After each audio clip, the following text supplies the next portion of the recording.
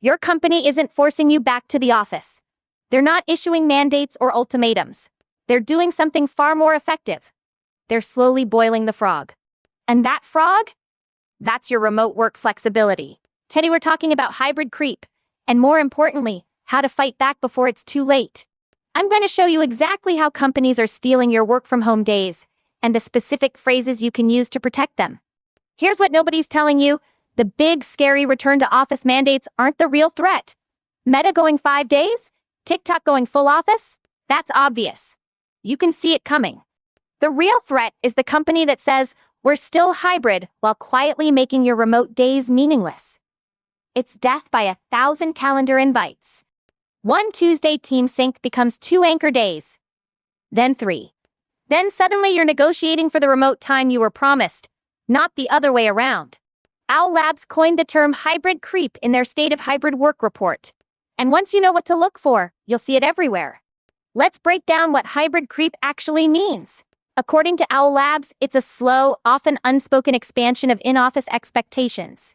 Your nominal 2 or 3 day schedule gradually tilts toward a de facto full-time presence. No announcement, no policy change, just slow, steady pressure. The tactics are subtle. An anchor day here, a must-attend all hands there. A promotion that goes to the person who shows up.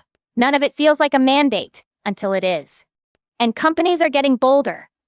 The job market is shifting in their favor, and they know it. The leverage equation is changing fast. Here's a stat that should wake you up.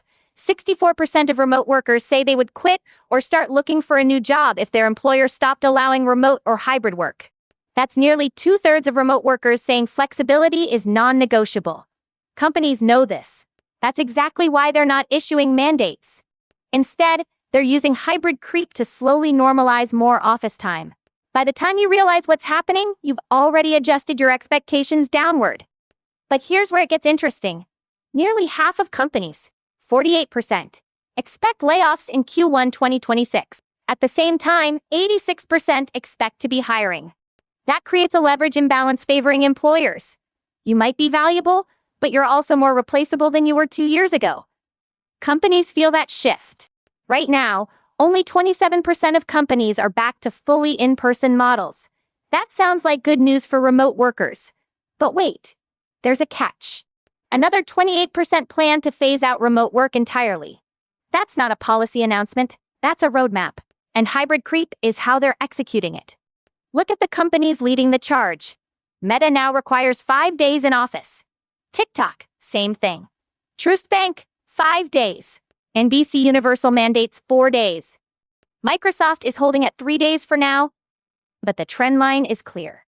The direction is toward more office time, not less. Now let me show you the specific tactics companies use to execute hybrid creep. Once you recognize these patterns, you can start pushing back strategically. Tactic number 1. Anchor days that multiply. It starts with 1 mandatory day. We just need Tuesdays for team alignment. Reasonable, right? Then Wednesday gets added for cross-team collaboration. Then Thursday becomes the optional but encouraged day. Before you know it, anchor days are spreading across your entire week like a slow-moving oil spill. Tactic number 2. Promotion-linked attendance. Here's a quote from Fortune. Promotions and plum assignments increasingly flow to the people who show up the most. This is the quiet killer. Your company might never say come to the office or you won't get promoted. They don't have to. The pattern speaks for itself. You start noticing who gets the high visibility projects, who gets FaceTime with leadership, who gets mentioned in all hands meetings. It's never random. Tactic number 3. Surveillance to enforce compliance. Companies are using monitoring tools to track who's actually showing up versus who's badge swiping and leaving. Badge data, Wi-Fi connections, even parking lot sensors. Your attendance isn't just expected. It's being measured and reported to your manager. Tactic number 4. Social pressure disguised as culture. The team really misses you. It's just not the same without everyone here. Don't you want to be part of the culture? This one's insidious because it makes you feel like the problem. You're not fighting policy, you're fighting belonging. That's much harder to push back against. Tactic number 5. The important meeting trap. Suddenly, every critical decision requires an in-person meeting. Strategic planning? In person. Budget reviews? In person. Quarterly check-ins? You guessed it. The meetings themselves might be legitimate, but the location requirement? That's the creep. A video call would work just fine, but now presence is mandatory. Let me give you a timeline of how we got here. Understanding the history helps you see where this is heading and prepare accordingly. In 2023 and 2024, we saw the first major wave of RTO mandates from big tech companies. These were the loud announcements, the headlines, the controversy.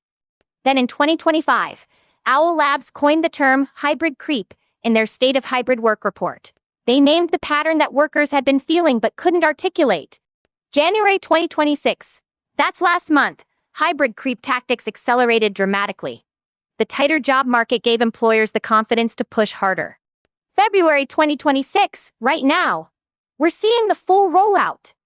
Meta, TikTok, and Truist implementing their 5-day requirements. The first dominoes are falling. Now here's the part you've been waiting for. How do you actually fight back against hybrid creep without torpedoing your career? Let's get specific. Strategy 1. Track your in-office requirements over the next 3 to 6 months. Get the data. Write down every time an optional office day becomes mandatory. If the pattern is creeping up, if you started at 2 days and you're now at 3.5, you have evidence. That evidence is your negotiating foundation. Strategy 2.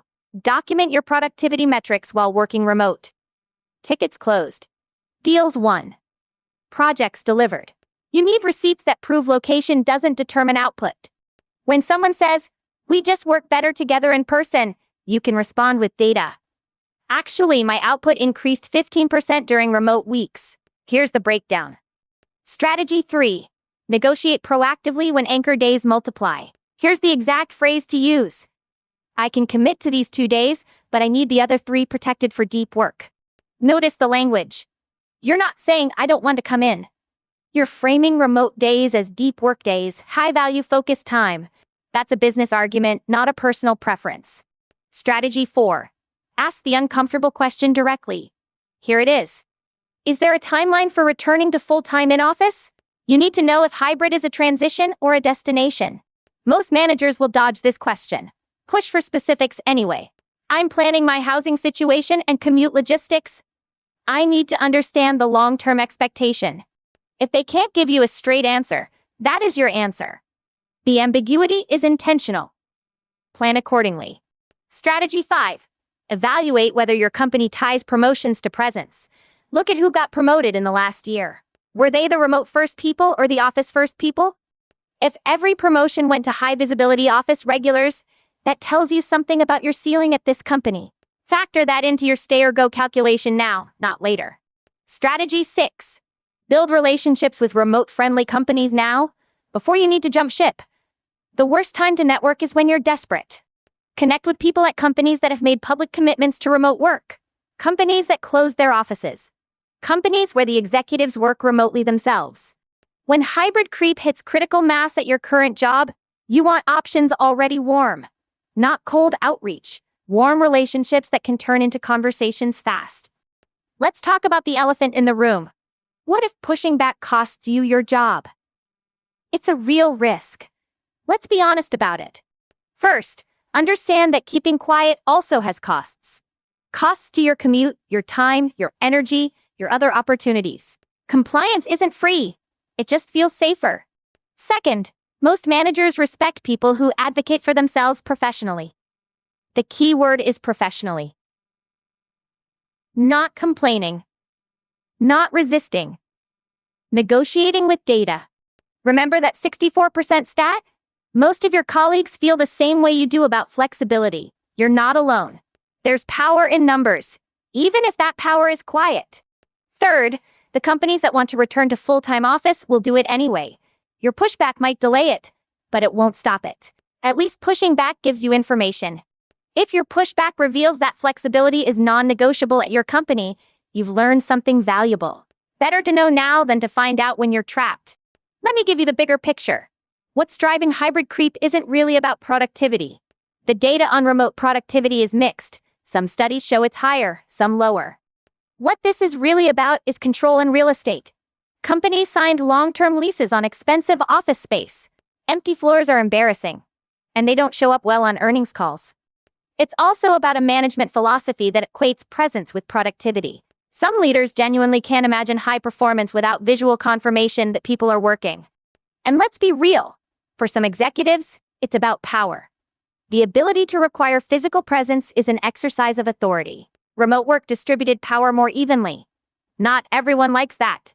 Understanding these motivations helps you navigate them. You're not fighting logic. You're fighting emotion, tradition, and real estate obligations. Frame your arguments accordingly. When you negotiate, speak the language they understand. Don't say, I want to work from home. Say, I deliver 20% more when I can focus without office interruptions. Don't say the commute is killing me. Say, I'm reallocating those 10 hours weekly to project work, which is why my output increased. Business language for business problems. Now let's talk about the nuclear option. What if hybrid creep has already won at your company? What if the battle is over and you lost? First, stop fighting battles you can't win.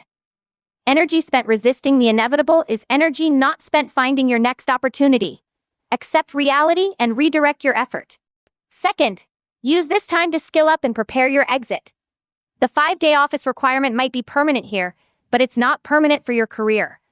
Third, start interviewing now. Not frantically, strategically. One conversation a week with a remote-friendly company keeps your options open without burning you out. The best time to job search is when you have a job. You have leverage. You can be selective. You can walk away from offers that don't meet your flexibility requirements. Remember, 64% of remote workers will look for new jobs if flexibility disappears. That means companies committed to remote work are about to have amazing talent options. Those companies want you. They're building cultures around flexibility. They see remote work as a competitive advantage, not a pandemic accommodation to be rolled back. Let me leave you with one final thought about hybrid creep. The companies using these tactics aren't evil.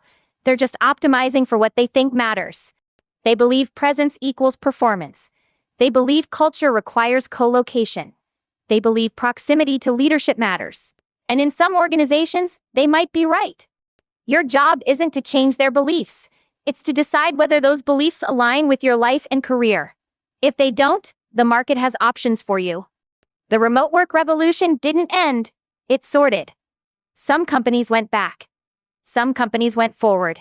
You get to choose which category you want to work in. Just make sure you're choosing, not being slowly boiled. Hybrid creep only works on people who aren't paying attention. Now you're paying attention. Now you're paying attention. Let's recap your cheat codes for fighting hybrid creep. Track your in-office requirements. Get the data on whether they're expanding. Document your productivity while remote. Build your evidence base. Negotiate proactively with the deep work frame. Ask directly about the timeline for full return. Evaluate whether promotions flow to office presence. Build relationships with remote-friendly companies now. Remember, 64% of remote workers will look for new jobs if flexibility disappears. You're not alone in valuing this. And companies that share your values are hiring. Hybrid creep only wins when you're not watching. Now you're watching. Now you have the language, the data, and the strategies to protect what matters to you. That's your cheat code for this week. If you found this valuable, subscribe and share it with someone whose flexibility is under threat. They probably don't even know it yet.